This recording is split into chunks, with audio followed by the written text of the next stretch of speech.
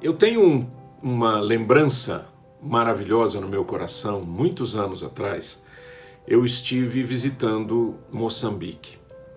E quando eu estava lá em Moçambique, me convidaram para falar numa igreja. E a cidade estava quase praticamente destruída, guerra civil terrível, fome, muita doença, muita desgraça, muita coisa ruim, muita sujeira nas cidades. E eu fui a essa igreja. E antes de ir, obviamente, eu orei muito a Deus e disse: Senhor, fala comigo, o que é que eu vou dizer para esse povo? Eu venho lá do Brasil com situações que a gente reclama, etc., mas isso aqui eu nunca tinha visto na minha vida. Eu já tinha visto favela, mas uma cidade favela eu nunca tinha visto. Eu já tinha visto sujeira, mas um prédio, como um prédio de 16 andares que eu subi, né, não tinha elevador porque as portas do elevador foram arrancadas, porque eram portas de madeira para fazerem fogo, fazerem lenha. Eu vi crianças, enquanto eu subia os 16 andares, eu vi crianças nas portas dos apartamentos, porque não tinha luz elétrica, brincando ali ao lado do fosso do elevador. Não tinha porta. Uma sujeira do primeiro degrau ao último degrau. Quando eu subi lá no 16º andar, né, e chegamos lá na parte de cima, deu para ver a cidade, na época, a cidade de Beira. E aquela dor muito grande no coração. Então, quando eu fui convidado para ministrar, eu disse: Senhor, o que eu vou dizer para esse povo? Não é? É uma sensação ruim você falar para pessoas que estão com tanto sofrimento, com tanta dificuldade.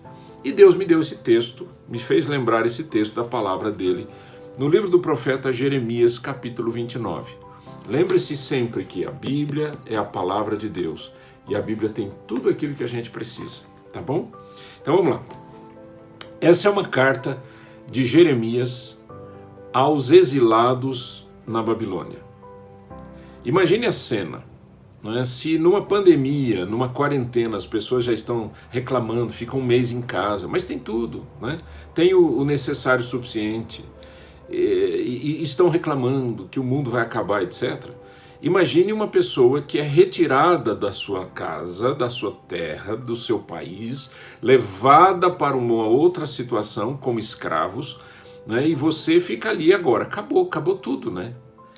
Eu não vou fazer mais nada, eu quero morrer, eu quero, sei lá, eu estou esperando alguém me dar um tiro, não tinha tiro naquela época, gente, mas eu estou esperando morrer de alguma coisa. E aí Jeremias manda uma carta de Jerusalém àqueles que estão sofrendo na Babilônia, e a carta tem este conteúdo, preste atenção. Assim diz o Senhor dos Exércitos, Jeremias 29, 4. Assim diz o Senhor dos Exércitos, o Deus de Israel, a todos os exilados que eu deportei de Jerusalém para a Babilônia: edificai casas e habitai nelas. Plantai pomares e comei o seu fruto. Tomai esposas e gerai filhos e filhos. Tomai esposas para vossos filhos e dai vossas filhas a maridos para que tenham filhos e filhas.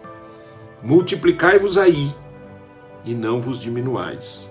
Procurai a paz da cidade para onde vos desterrei e orai por ela ao Senhor, porque na sua paz vós tereis paz. Que incrível esse texto, porque mostra exatamente uma luz no fim do túnel, esperança para o desesperançado, para o desesperado. Imagine a cena, as pessoas estão ali, elas não têm casa, elas não têm lugar, não tem nada, dizendo: não, filhos nunca mais, meus filhos nem se casem, por favor, porque aqui nós somos escravos, nós vamos morrer aqui mesmo, não vai dar certo nada na nossa vida, nós já estamos desesperados. Vem uma palavra profética, uma palavra de Deus, e diz: continuem vivendo. Continuem vivendo, produzindo, construindo, desenvolvendo, casando-se, tendo filhos, dando os seus filhos em casamento, tenham netos, vejam a vida, plantem, né, a sua comida. E o principal, orem pela cidade, porque na paz da cidade vocês vão ter paz, mas não diminuam como povo. continuem crescendo.